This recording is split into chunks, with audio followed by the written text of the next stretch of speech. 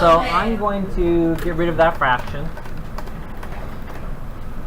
I'm going to multiply both sides by x.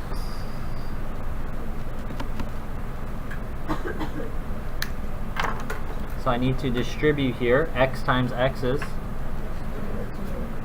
X times 3 is. X times negative 5 over x. Negative 5, right? Think about it. My fingers are too big. Don't laugh. You're multiplying across. X times negative 5 is negative 5x. 1 times x is just x. You're cross-canceling the x's essentially. Does that make sense? You're left with negative 5. On this side, you're just canceling your x's. You don't have to distribute. You're left with x plus 3.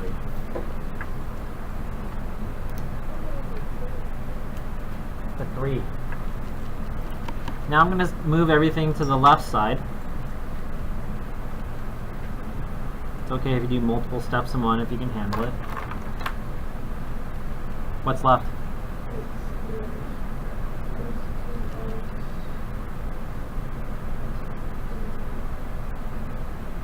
And that's just 0, right?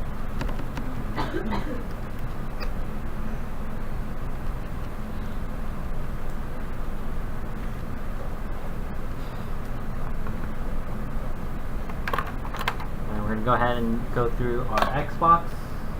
A times c. B value.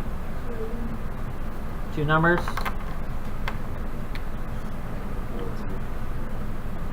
Negative 4?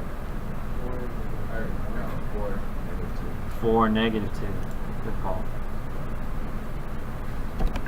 Those two multiply to be negative 8. These two add to be a positive 2.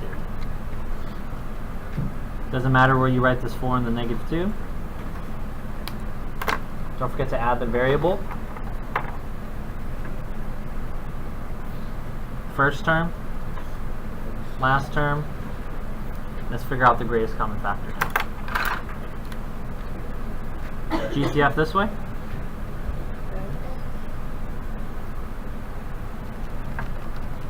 This way. This way. And over here. Positive 4, right? So to factor this, my answer is x plus 4, x minus 2. And I put it equal to 0 because that's what we had before. And this is where I'm going to do the extension. We just factored the polynomial, this quadratic. And now to solve, I'm actually going to do, just recopy that up here. X plus 4, x minus 2 equals 0.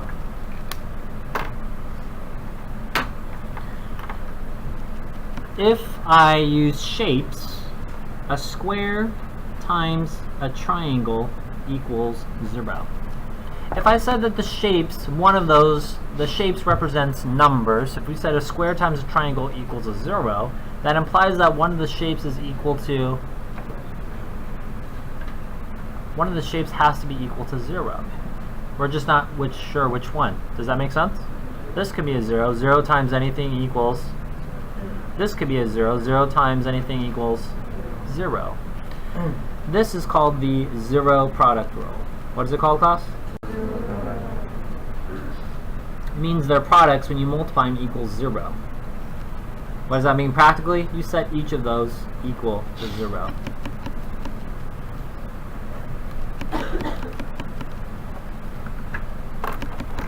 So now I'm going to subtract 4. X equals negative 4. Add 2. X equals positive 2.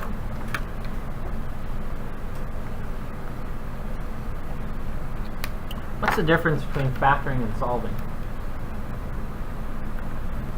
To factor, my answer is just binomials with the parentheses. Solving means you're finding an x value that makes it true. I can put those back in and it'll make both sides true. Factoring does not have x equals. Pay attention.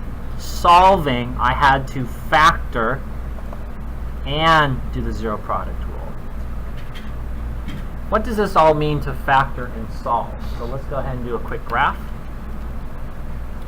using a straight edge. As students yelled at me, "You took all points for being messy." Yes.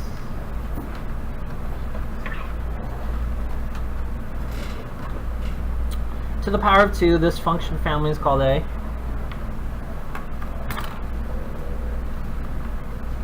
this is a quadratic because it's the power of 2. Yes?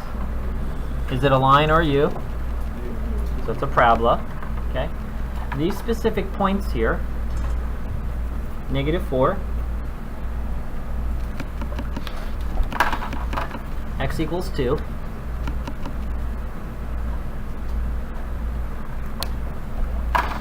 everyone say midpoint?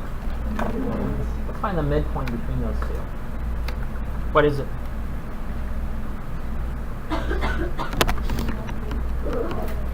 -1?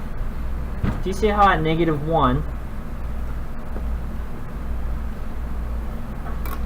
there's 3 units to this orange line and 3 units to the green? It's the midpoint, yes? Okay.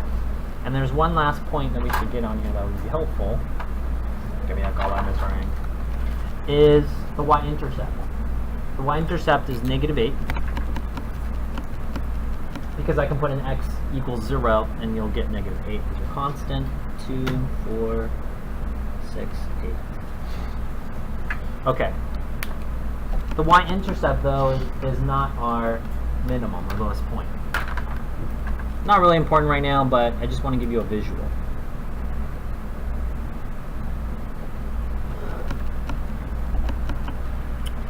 What we found when we were solving x equals -4 and x equals 2, these are called what? These are called our solutions. These are called our roots. These are called our x-intercepts. These are called our zeros. There are 4 names for when a parabola crosses the x-axis. These are all the 4. And next, I'm going to show you guys how to use your calculators.